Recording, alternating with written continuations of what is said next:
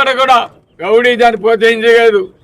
అదేవిధంగా ఎక్కడ గలబాగేవు ప్రశాంతమైన వాతావరణం ఉండేది. కానీ ఇప్పుడు వచ్చిన నాయకులు మనం చూస్తున్నాం, గౌడీ జానికి పుట్టిన పేరుగాక ఎక్కడో మీ అందరికీ తెలుసు, బ్రాహ్మణ కాకకు జగదంకి మండలంలో అన్నవరం కోగిలో ఆయన మాట్లాడతాడు. మా ఊరికి వచ్చి, మా సొంత గడ్డకు వచ్చి, నేను పుట్టిన నా పాత ఊరికి వచ్చి ఆయన తొడగొడతాడు. నాయన కావ్య కృష్ణారెడ్డి, ఇక్కడ ఎవడు భయపడ్డాను ఆయన, నువ్వు నా ఇంటిని కాకేసి నువ్వేం చేస్తావు?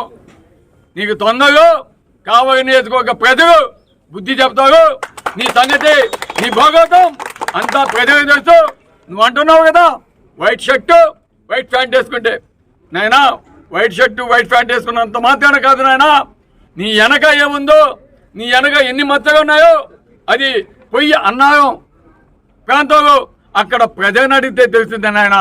నువ్వు ఏ విధంగా 7 ఎకరాల భూమి ఈజీకి తీసుకొని అక్కడ పెట్రోల్ బంక్ పెట్టి అక్కడ నువ్వు నీ రాగేగాన్ని ఇక్కడ పార్కింగ్ ప్లేస్ పెట్టుకొని, అదేవిధంగా ఒక క్రషర్ పెట్టుకొని దాంట్లో పెట్టి నువ్వు పక్కనున్న 100 ఎకరాలు క్వారీని ఇక రాస్తా ఉంటావు. ఏది KGF 1, KGF 2, KGF 3 అని ఏది మా మీద బురద తగ్గేదానికి గ్రామ గుంటకు తెలుగుదేశం తీసిన గ్రామ గుంటకు చూపించి KGF 1, KGF 2 నీది, KGF 5 చెప్పగా KGF 6 చెప్పగా మాది ఏదైనా తొందరగా నీ భోగతం అంతా ఇక్కడ బయటకు వస్తుంది. నువ్వు అన్నావు పాత గడ్డలో నా మీద అవినీతి మాకు ఉంటే ఊగేసుకో, నువ్వు తప్పగా ఊగేసుకుంటావు. ఎందుకంటే నీ మీద అటువంటి అవినీతి మాకు ఉన్నాయనైనా నాకెక్కడ కూడా నోటీసులు లేవు, నా మీద కేసులు లేవు, ఎక్కడ కూడా నా మీద అవినీతికి సంబంధించిన కేసులు. నీ మీద ఈరోజు ప్రభుత్వం ఇచ్చింది. నువ్వు నీ కుటుంబ సభ్యులు నీ చుట్టాన్ని బయట చేసిన పరిస్థితి నేను చూశాను. నీకు సంబంధించి నోటీస్ ఇష్యూ చేస్తే నువ్వు పోలీస్ కంప్లైంట్ ఏమి ఇచ్చావు? నాకేమి తెలియదు, నేను చదువుకోలేదు, నా భార్య కానీ నా కుటుంబ సభ్యులు కానీ చదువుకోలేదు. ఆ వ్యక్తి మేనేజర్గా ఉన్నాడు, అతనికి పర్మిషన్స్ కోసమని డబ్బులు కట్టమంటే అతను కట్టకుండా ఫోర్జరీ చేసి దొంగ సంతకాలు పెట్టి ఆ అనుమతి గారిని తీసుకొచ్చాడు. ఇది నాకేం సంబంధం లేదని అతన్ని బయట చేసావు. అతనే వచ్చి వాగ్వాదం ఇచ్చాడు అక్కడ డిపార్ట్మెంట్కి. అది తెలుసుకొని ఆయన నీకు సంబంధించే ప్రతి ఒక్కటి నీకు డాక్యుమెంట్స్ సహా నేను ఇస్తాను, ప్రూఫ్స్ ఇస్తాను, మీడియాకి ఇస్తాను, అన్నీ ఇస్తాను. అదేవిధంగా నువ్వు తవ్విన 100 ఎకరాల మైనింగ్ దానికి సంబంధించి నేను తవ్వలేదు అని చెప్పావు.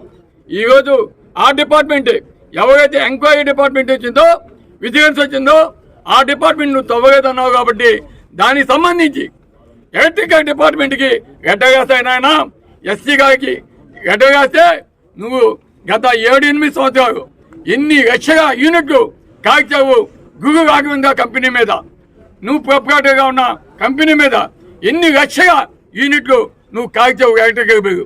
ఆ యూనిట్స్ తీసుకొని ఒక క్వాంటిటీ, ఒక యూనిట్కి ఎన్ని యూనిట్స్ కావాలా ఆ విధంగా క్యాలిక్యులేట్ చేస్తే దాదాపు నీకు ఎలక్ట్రిసిటీ బిల్లే దాదాపు 26 లక్షల యూనిట్లు కరెంటు నువ్వు కాల్చిన రిపోర్ట్ ఉంది, నా కాడ వజ్జనస్ ఉన్నాయి.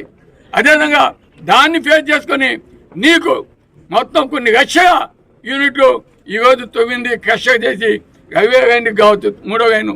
అదేవిధంగా కావలి నియోజకవర్గం అంతా కూడా ఎక్కడ ఓటేసిన నీ మెట్టగా వాడేవి. ఇవన్నీ కూడా వచ్చినాయి.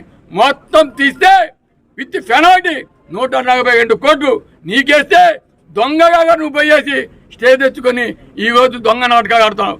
నీ మీద అవినీతి మగగా అంటే నువ్వేంది? నువ్వు ఊగేసుకోవాలి కాదు, గవర్నమెంట్ నీకు ఊగేస్తుంది, తప్పకుండా ఊగేస్తుంది. నీ జీవితం తొందరగా నీకు తేలుస్తాం. ఇంకోటి, ఈరోజు మీడియా వేస్తే నువ్వు భయపిస్తావా? నీ పక్కన గోండాన్ని పెట్టుకొని వాళ్ళ చేత దబాయిస్తే భయపడతావు. కాకపోతే నువ్వు ఏమనుకున్నావు? నీ గోండా ఇదాకి నీ బెదిరింపుకి భయపెడడానికి ఇది అన్నాగం కాదు. అన్నాగంలో ఆడ ప్రజలకు భయపడతాం కానీ ఇది కావలి పౌరుషానికి పుట్టిన గడ్డ. నీ తాట బేగతావు గ్యారంటీగా. ఇక్కడ ఎవ్వడు కూడా భయపడేది తెలియజేస్తాం. తొందరగా నీ భాగవతం మొత్తం కూడా బాగా బ్రహ్మాండంగా ప్రజలకి ఇస్తాం. నీ గౌడీజానికి కానీ నువ్వు నీ పక్కన పెట్టుకున్న మాట్లాడిచ్చిన వేగవ చేత ఆయన గౌడీజానికి కానీ ఇక్కడ ఎవ్వడు భయపడ్డు. కావలి నియోజకవర్గ ప్రజలు ప్రశాంతంగా ఉండటమే మా డ్యూటీ. ఇప్పటిదాకా నేను ఎక్కడ కూడా మాట మాట్లాడగా, ఎందుకంటే ఓపిక, సహనం ఇవన్నీ కూడా మాకు నేర్పించారు. మాకు ఎప్పుడు కూడా ఈరోజు ఒక నీతి నిజాయితీతో ఉండే పద్ధతి మా తల్లిదండ్రులు మాకు నేర్పించారు. నీగాగా ఏ ప్రతాప్ కావ్య ఇక్కడ కావ్యతో పెట్టుకోను నీ అంత చేస్తాన్ని మేము అనం. ఎందుకంటే అది ప్రజలు గమనించేసావు. నీ సంగతి రేపు జరగబోయే ఎన్నికలు తెచ్చుకుంటావు.